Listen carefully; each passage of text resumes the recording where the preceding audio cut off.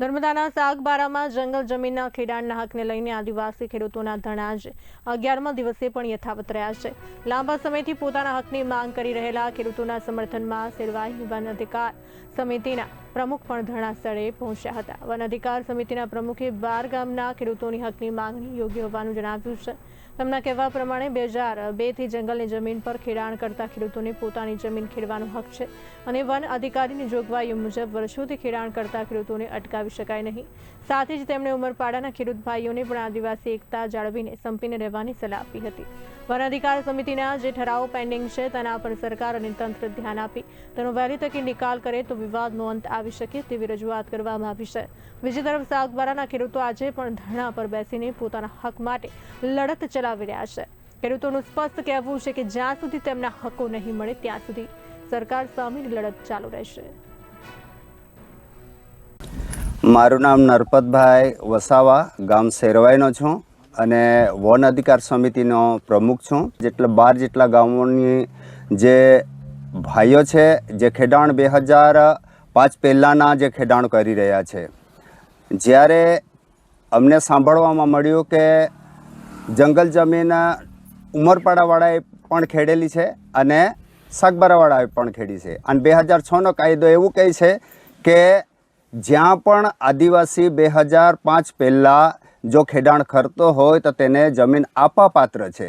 તો હું વન અધિકાર સમિતિ પ્રમુખ તરીકે હું એ કહેવા માગું છું કે ઉમરપાડાના ભાઈઓ જે કદાચ અટકાવતા હોય તેમને મારે એમ કહેવું છે કે આપણા ભાઈઓ છે, સંપા સંપીને રહીએ। આપણે એકબીજાના સુખ દુઃખની અંદર વર્ષોથી ભાગીદાર થઈએ છીએ।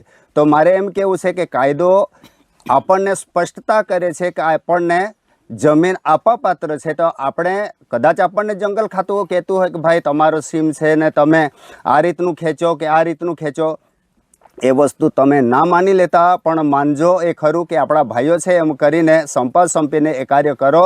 અને સાથે મેં એવું બી કહેવા માગું છું કે જે ગ્રામસભા અને વિશેષ વન અધિકાર સમિતિના જે ઠરાવો મૂકેલા છે તો સરકારી તંત્રને પણ એવું કહેવા માગું છું કે આ જે અરજીઓ પેન્ડિંગમાં પડેલી છે એના પર ધ્યાન આપે અને આ વિવાદ ના ઊભો થાય અને અમારા ખેડૂત મિત્રોને સંપૂર્ણ રીતે એમનો જે હક અધિકાર છે એમનો ખરેખર મળવો જોઈએ। કારણ કે એણે 2005 પહેલાંનું ખેડાણ કરેલું છે અને સરકારશ્રીને પણ એ વસ્તુ કહેવા માગું છું કે સેટેલાઇટ ઇમેજ એવું પણ કહે છે કે જે કદાચ ખેડૂતે 2000 સિંહ વસાવા વ્યવસાય એડવોકેટ અને ખેડૂત છું અને સાગબારા તાલુકાના ગુંદવાણ ગામનો વતની છું। વર્ષોથી આ જે જંગલ જમીન કહેવાય છે પણ આ જમીન આદિવાસીઓની માલિકીની કહેવાય છે અને આ જમીન જે વિવાદવાળી જમીન બનાવી છે એ જમીન અમારા જાણવા મુજબ અને સ્થાનિક આગેવાનો પાસેથી માહિતી લીધી તે મુજબ 2002 પહેલાંથી આ ખેડૂતો અહીંના ખેડૂતો આ જમીન ખેડે છે। આ જમીન ઉમરપાડા તાલુકામાં આવે છે એવું કહેવાય છે પણ વર્ષોથી ખેડે છે ખેડૂતો અને આદિવાસી એરિયામાં 5મી અનુસૂચિ અને 6ઠ્ઠી અનુસૂચિનો અમલ સરકારે કર્યો છે કે કેમ તે અગત્યનું જોવાનું રહ્યું। કેમ કે આદિવાસી ભારત દેશનો મૂળ માલિક કહેવાય છે, તેમ છતાં પોતાની જમીન અને માલિકીની જમીનનો હક અધિકાર બીજા પાસે માગવા જવાનો એ વ્યાજબી નથી। અને આ જમીન બાબતે છેલ્લા 9-10 દિવસથી સ્થાનિક આદિવાસીઓ ધરણા પર બેઠા છે અને સરકારમાં રજૂઆતો કરી ચૂકેલા છે। રજૂઆતોથી સૌપ્રથમ પહેલા જ દિવસે ધારાસભ્ય શ્રી દર્શના દેશમુખ, સંસદ સભ્ય શ્રી મનસુખભાઈ વસાવા તેમજ સ્થાનિક તાલુકા સાગબારા તાલુકાના ચૂંટાયેલા તમામ પ્રતિનિધિઓ, નર્મદા જિલ્લાના તમામ પ્રતિનિધિઓ આ જમીન બાબતે વડીલો પાસેથી જાણકારી મેળવી અને સ્થાનિક કર્મચારીઓ પાસેથી જાણકારી મેળવીને તે પણ અહીંયા સમર્થન કરી ચૂકેલા છે। અને એવું કહેવાય છે કે આદિવાસીઓની જમીન છે। ઉમરપાડાના આદિવાસી આગેવાનો, સાગબારાના આદિવાસી આગેવાનો તમામ મળીને આ રસ્તો લાવવો જોઈએ। ખોપી વિસ્તારની અંદર એટલે સીમાડાની અંદર જ્યાં જે જગ્યાએ આપણે બેઠા છે અહીંયા જે એક જમીન વિવાદ નહીં કહેવાય એ ખેતીનું ખેડાણની વાત છે. એની અંદર ઘણા વર્ષ એટલે લગભગ 20 થી 22 વર્ષ થઈ ગયા ત્યારથી અમે આ જગ્યા પર અમે ખેડાણ કરતા હતા. ત્યારે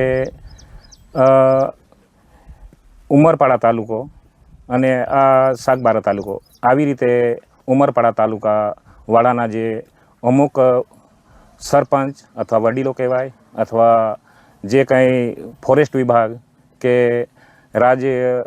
રાજનીતિની અંદર જે બી કંઈ પીઠબળ નેતા હોય તે કે પછી જે બી હોય તે બે વિભાગ એ લોકોએ બનાવી દીધો છે કે આ ઉમરપાડાનો આ હદ આવે છે અને આ હદ છે તે સાગબારા તાલુકા. એટલે આ સુરત જિલ્લો અને નર્મદા જિલ્લો એ કંઈ બીજા દેશની અંદર નથી, આ આપણા પોતાના દેશની અંદર જ છે. આ તો વિભાજન થાય એટલે એના પછી આ તો એકબીજાની જે વિસ્તાર છે તેની અંદર ખેડાણ કરતા હોય તો તેની અંદર અટકાવવામાં તો ના જ આવે. છતાં પણ અમે અહીંયા એ બાબતમાં અમે ખેડાણ માટે અમે આવેલા ત્યારે જંગલ ફોરેસ્ટ વિભાગના લોકોએ અમને ખેડાણ કરતાં અટકાવી દીધા હતા. ત્યારે એ લોકોએ અમને જબરજસ્તી બળ પ્રયોગ કરવા માટે બી કોશિશ કરેલી હતી. છતાં પણ અમે નિર્ણય ના આવવાને લીધે અમે આ સ્થળ પર અમે ધરણા પ્રદર્શનનો એક લીલાબેનના નેતૃત્વની અંદર અમે અહીંયા ધરણા પ્રદર્શન